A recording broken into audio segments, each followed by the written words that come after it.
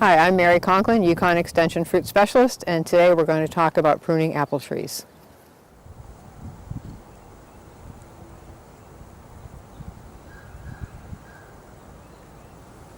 So there's a couple of reasons we prune apple trees. One is for the health of the tree. We want to get rid of anything that's broken, such as this limb right here, any diseased branches, anything that's kind of crossing, rubbing on another one.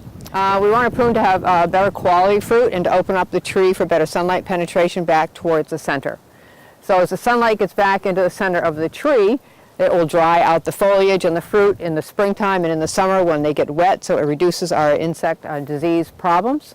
Also for better pesticide penetration and better fruit bud formation back and towards the center of the tree. Okay, so there are two times during the year when we can prune. One is the dormant season, which is now. This is when we make our large cuts on the trees. We could take out whole limbs that are in the way. We could also get rid of a lot of these suckers that are growing straight up. We get rid of branches that are crossing. This time of the year, it will invigorate the tree.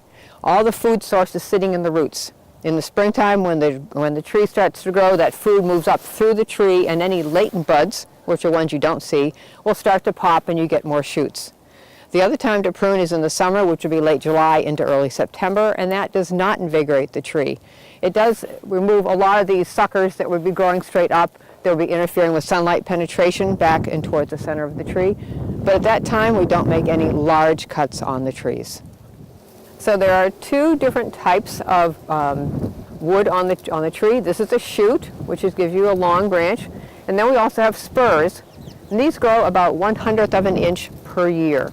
Fruit buds are on the end of the spurs, and on the shoots they're on also some of the spurs that come off it, and on the new growth up in here. When we have the shoots, if they grow 2 to 3 feet or more in a year, then that tree is very vigorous, and this can cut down on the number of fruit buds that we're going to develop. A spur, on the other hand, because it only grows about 1/100th of an inch a year, we get a lot of these on the tree. If we have too many and it's almost all spurs, then that tree is not very vigorous, and we need to invigorate it to get some more shoot growth. To invigorate a tree with a lot of spurs, we would cut a lot of the spurs off that are on the undersides of the branches during the dormant season. Doing it during the summer will not help invigorate the tree at all. So we want to have a combination of both spurs and shoot growth on a healthy tree. Here, there are some key tools you'll need to use when you're pruning. One would be a saw.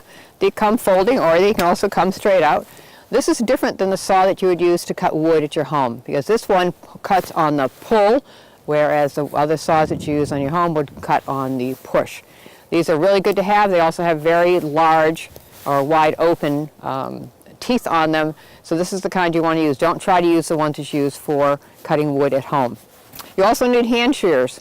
So these are good hand shears. These are bypass pruners. You notice that this is a sharp edge here. It will go right past it, and there's a sharp edge on the other side. This makes for a very clean cut.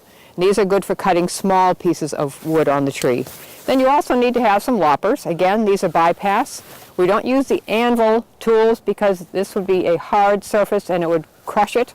It would heal, the wood would heal, but it would take a little bit longer to do that. So we use the bypass, and you'll need these for larger limbs to cut. You can also use a pole pruner when the trees are much taller. They also come with a bypass pruner as well as a saw on the end. Thank you for joining us today, and visit our website at extension.yukon.edu for additional information.